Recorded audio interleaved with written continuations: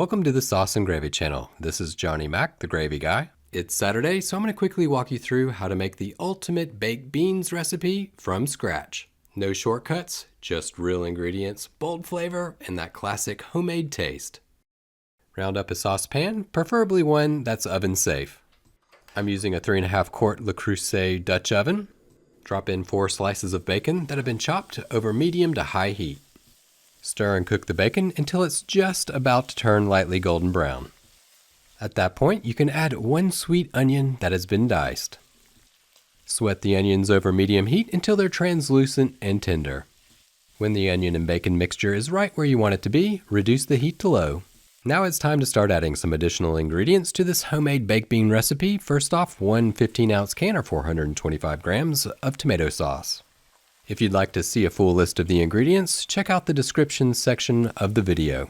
Round up a flat bottom spatula and give it a quick 360 and try to scrape the sides and bottom of the pan to release that fond, those bits and pieces up into the sauce. Next up to bat, 1/4 cup or 63 milliliters of maple syrup.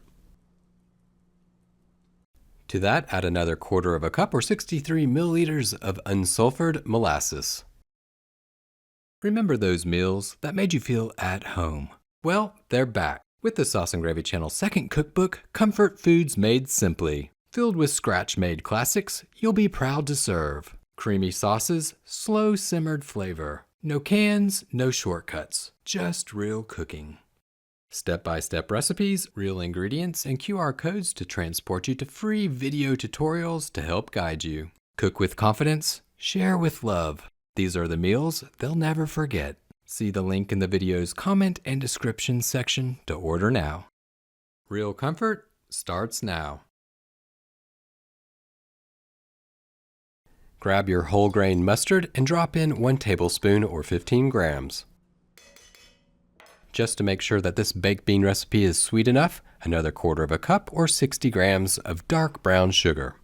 To that you'll add 1 teaspoon of salt, 1 teaspoon of paprika, 1/2 teaspoon of garlic powder, 1/2 teaspoon of onion powder, and 1/2 teaspoon of chili powder. If you'd like to make it hotter, add some cayenne pepper or red pepper flakes. It's your choice. For a hint of smokiness, 1/2 teaspoon of liquid smoke, hickory flavor. Round up everybody's favorite, What's-It sauce, otherwise known as Worcester sauce. Pour in 1 tablespoon or 15 milliliters. And it's always good to spank in some black pepper. Crank up the heat to medium, give it a quick stir, and then you can drop in the beans. For this recipe, I used 1 pound or 454 grams of dry navy beans. I quickly cooked the beans in the Instant Pot by adding the dry beans and pouring in water, covering the beans by at least 2 inches or 5 centimeters. I pressure cooked them on high for 25 minutes, released the pressure naturally, drained them, and then added them to the sauce in the pot. Or if you prefer, you can use 3 to 4 15.5 ounce cans of navy beans.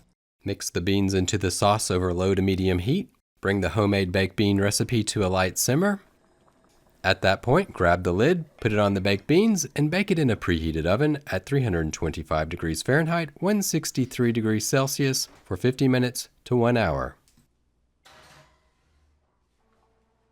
After approximately an hour, which gave you plenty of time to finish off the rest of the food for a backyard barbecue or a picnic or block party, you've got this, a delicious homemade baked bean recipe made with a from-scratch sauce. Give it all a quick mix, and then you're ready to dive in and enjoy. Thank you so much for watching the Sauce and Gravy channel. If you found this recipe helpful, be sure to hit that like button. And hey, you know what? If you found it helpful, share it with your friends. They might find it useful too. Thanks again for watching. And until next Saturday, remember, it's just you, me, and the sauces. Keep whisking, y'all.